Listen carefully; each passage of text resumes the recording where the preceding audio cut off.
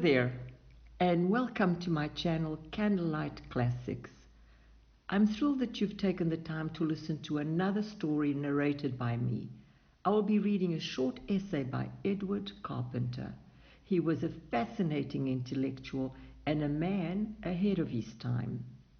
He was a poet, a writer, and a socialist who was openly gay and promoted gay rights at a time when homosexuality was still a criminal offense in Britain. He even advocated for recycling and sustainable living almost a century before it became fashionable and widespread to do so. Edward Carpenter was undoubtedly a man of immense passion and conviction, which is reflected in his superb writing. The short essay I will be reading is titled Jealousy, a most intriguing and brilliant dissection of this very compelling emotion.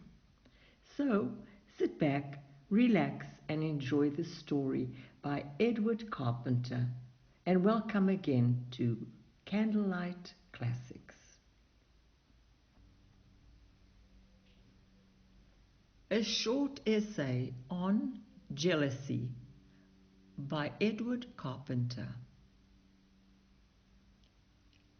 A great disturber of the celestial order of love is jealousy, that brand of physical passion which, carried over into the emotional regions of the mind, will sometimes rage there like a burning fire. One may distinguish two kinds of jealousy, a natural and an artificial.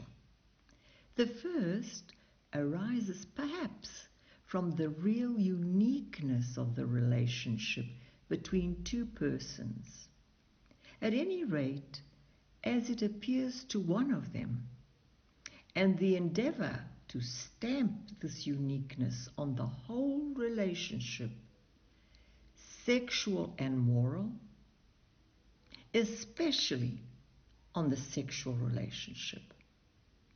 This kind of jealousy seems in a sense natural and normal, at any rate for a period.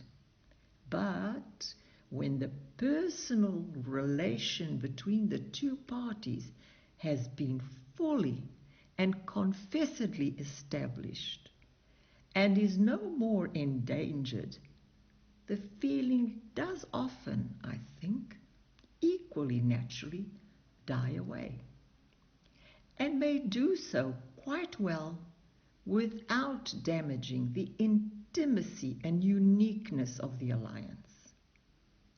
This jealousy is felt with terrible keenness and intensity by lovers before the consummation of their passion, and perhaps for a year or two afterwards, though it may be protracted rather indefinitely in the case where the alliance, on one side at any rate, is not quite satisfactory. The other kind of jealousy rests on the sense of property and is the kind that is often felt by the average husband and wife long after honeymooning days.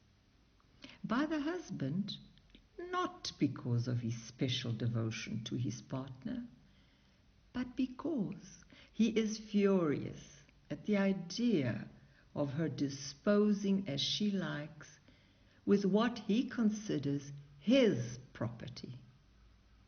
And by the wife, because she is terrified at the thought that her matrimonial clothes peg, from which depend all her worldly prospects, may vanish away or become the peg for another woman's clothes.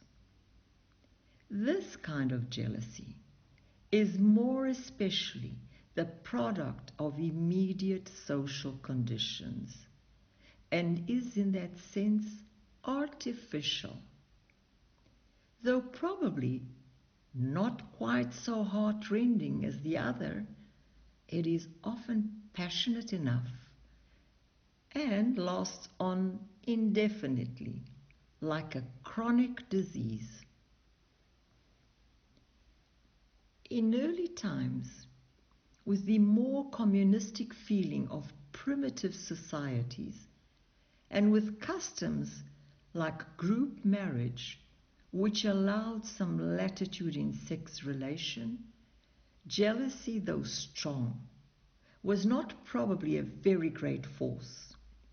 But with the growth of individualism in life and love, with the rise of the sense of property under civilization, and the accentuation of every personal feeling in what may be called the cellular state of society, the passion became one of fearful and convulsive power and fury. As is borne witness to by numberless dramas and poems and romances of the historical period. In the communism and humanism of the future, as the sense of property declines, and as love rises more and more out of mere blind confusion with the sex act, we may fairly hope that the artificial jealousy will disappear altogether, and that the other form of the passion will subside again into a comparatively reasonable human emotion.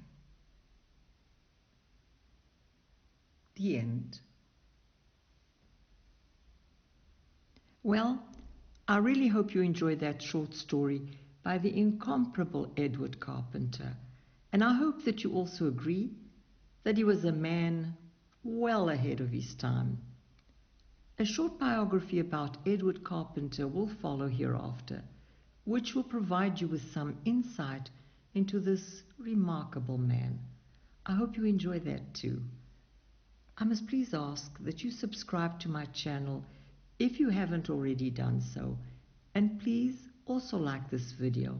I'm still building my channel here on YouTube, so all positive reviews and support will be greatly, greatly appreciated. Thank you once again for having joined me for this story. Please come back again next week for more short stories here on Candlelight Classics. Goodbye, or rather, until the next time. Thank you.